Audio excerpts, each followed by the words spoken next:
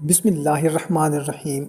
محترم سامعین کرام، 23 رمضان ایک ایسی بابرکت رات جو شاید ہماری زندگی بدلنے کا سبب بن جائے۔ کبھی کبھی انسان کی دعائیں برسوں سے آسمان کے دروازے پر دستک دے رہی ہوتی ہیں۔ دل میں چھپی وہ خواہش، وہ پریشانی، وہ حاجت جسے ہم کسی کو بتا بھی نہیں سکتے۔ اگر آپ کے دل میں بھی کوئی ایسی دعا ہے جو ابھی تک پوری نہیں ہوئی، تو 23 رمضان کی رات ایک چھوٹا سا مگر طاقتور عمل ضرور کریں اور کمنٹ سیکشن میں آمین لکھ کر اس ویڈیو کو شیئر کر دیں۔ جزاک اللہ۔ دعا ہے اللہ پاک ہم سب کی جتنی بھی جائز حاجات ہیں، کوئی پریشانیاں ہیں، کوئی ضروریات ہیں، کوئی مقاصد ہیں، تو وہ پوری فرما دے۔ آمین۔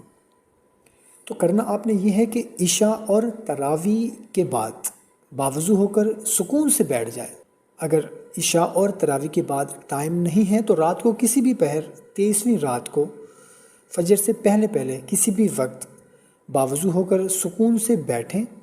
پہلے 11 مرتبہ درود ابراہیمی پڑھیں، پھر 1 مرتبہ سورہ یاسین پڑھیں، پھر اس کے بعد 11 مرتبہ درود ابراہیمی پڑھیں، پھر اس کے بعد 1 مرتبہ سورہ رحمان پڑھیں، اور آخر میں پھر 11 مرتبہ درود ابراہیمی پڑھیں۔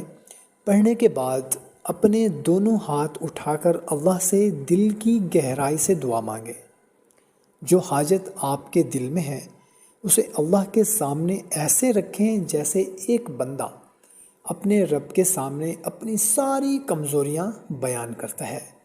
یقین رکھیں وہ رب جو فَبِأَيِّ آلَاءِ رَبِّكُمَا تُكَذِّبَانِ میں اپنی نعمتیں یاد دلاتا ہے، وہ آپ کی دعاؤں کو بھی سن رہا ہے۔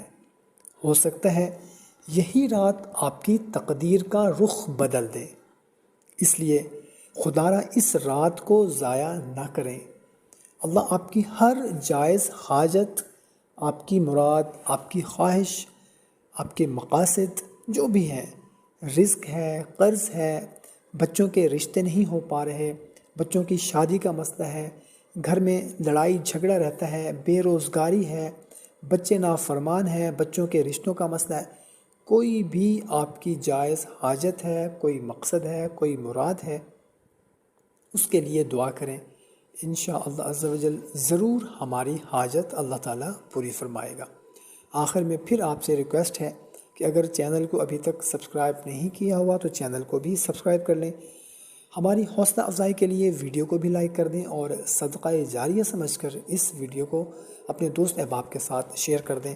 ہمیں اجازت دیں، ایک نئی ویڈیو میں پھر ملتے ہیں۔ اپنا بہت سارا خیال رکھیے گا۔ اللہ حافظ۔